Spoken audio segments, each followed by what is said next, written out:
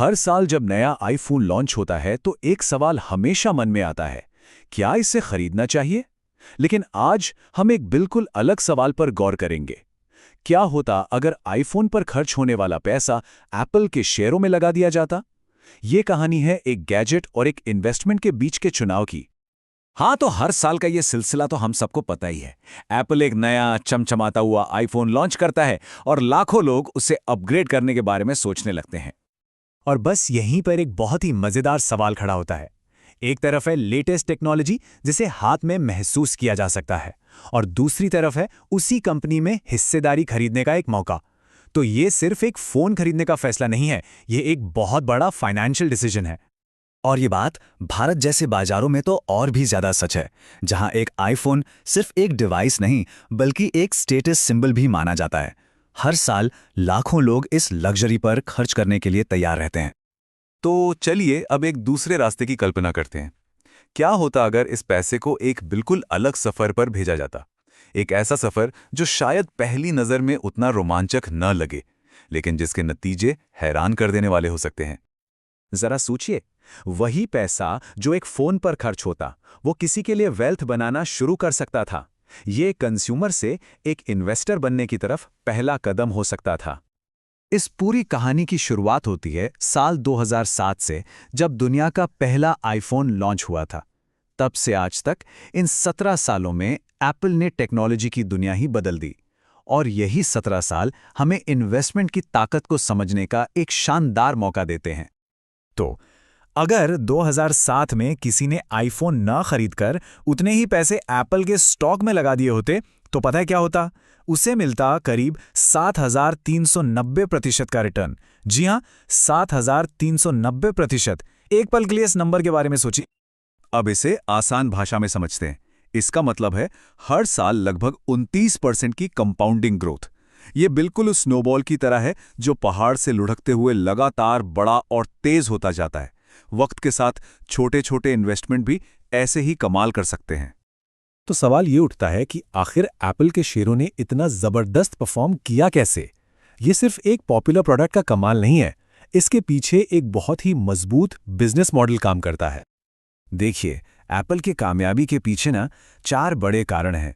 पहला, उनका powerful ecosystem, जहां उनका हार्डवेयर, सॉफ्टवेयर और सर्विसेज सब एक दूसरे से जुड़े हैं। दूसरा, दुनिया भर में आईफोन की जबरदस्त बिक्री। तीसरा, उनका तेजी से बढ़ता हुआ सर्विसेज बिजनेस जैसे ऐप स्टोर और एप्पल म्यूजिक। और चौथा, इनसे होने वाली रेगुलर कमाई। तो एप्पल असल में पैसा बनाता कैसे है? देखिए, आईफोन की बिक्री से तो आता ही है सबसे बड़ा हिस्सा, करीब 52%। लेकिन मजेदार बात यह है कि अब उनका सर्विसेज का बिजनेस भी 27% तक पहुंच गया है, जो कंपनी को और ज्यादा स्टेबल बनाता है और सिर्फ एक प्रोडक्ट पर उसकी निर्भरता को कम करता है। तो अब आती है असली कहानी। चलिए इन दोनों रास्तों पर चलने वालों की तुलना करके देखते हैं।